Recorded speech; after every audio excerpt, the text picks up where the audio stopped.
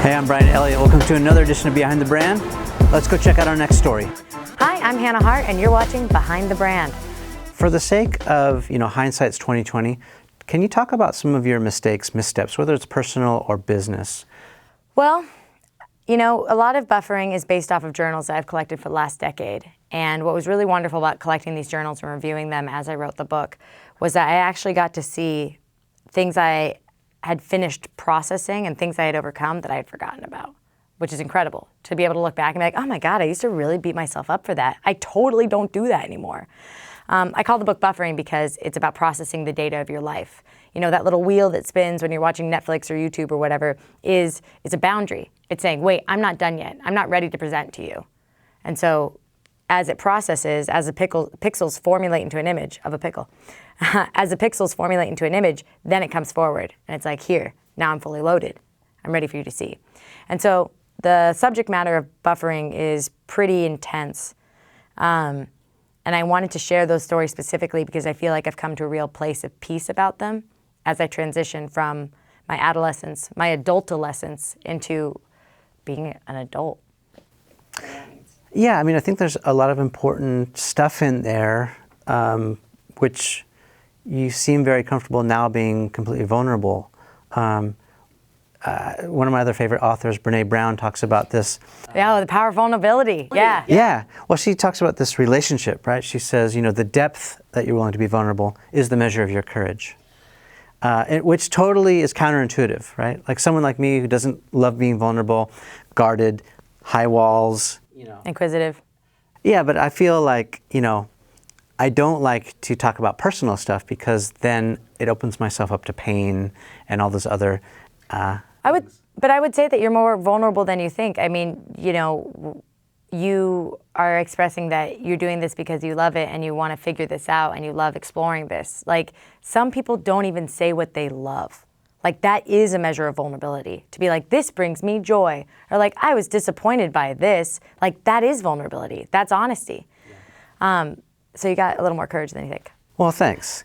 I'm also a work in progress and I'm getting there. But that a couple of her last books have been, life-changing for me personally. And like I said, I'm just getting into your book, so I'm enjoying it so far. Can you talk about some specifics for me? Like, you can think, oh man, I really regret doing that, or I wish I would have done it differently. And I only mention it because I think the F word gets a lot of people stuck. Fear, fear of failure in particular, in business, your personal things aside, right? But let's talk about some business missteps. Yeah, blessedly, I don't really see any missteps. It just are steps, right? And so I used to think of, in one chapter called Hello Harto, which is talking about when I moved to LA, and that's kind of really the businessy chapter of the book. I looked at 2012 as a totally failed year because nobody liked any of my ideas. I felt terrible about myself. I felt like I was flying completely blind. I had no idea what I was playing with in the entertainment industry. It wasn't at all like the internet space. I just felt really bad about myself. But all of that led to the decisions I made at the onset of 2013, which was to launch a crowdfunded campaign and go on tour across the country, which was going to be a goodbye tour. It was going to be like, hey guys, thanks so much for supporting me the last couple of years. Looks like entertainment and I don't gel, turns out, but let me come to your town. I want to make a video. I want to give you a hug. Let's volunteer. Let's have a nice time. The tour was so incredibly popular that it actually expanded to 22 cities across America when we were only aiming for 10. After that, I sold a book. After that, we sold a movie. So like all these things took off. And so 2013, objectively, you could be like, aha, 2012 was a failure. 2013 was a success.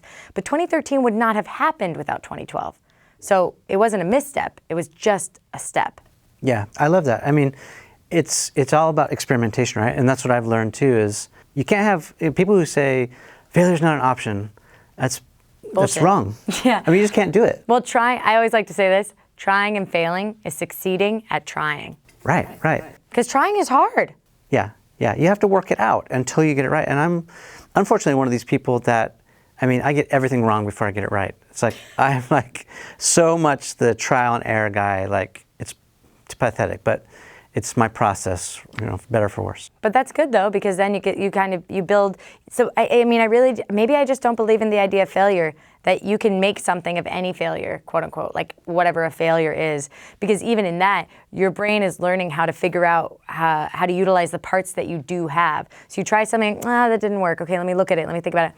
Oh, that didn't work. Let me look at it. Let me think about it. Like that is it's a muscle you're building. The key is not to fail too far that you can't come back to fight another day, right? Because the whole idea is, you will get knocked down, but you got to get back up. Maybe that's about knowing how many punches you can take. Because if you're like, yeah, you know what? I'm actually still nursing these last failure bruises, so I'm going to give myself a minute before I get back in the ring.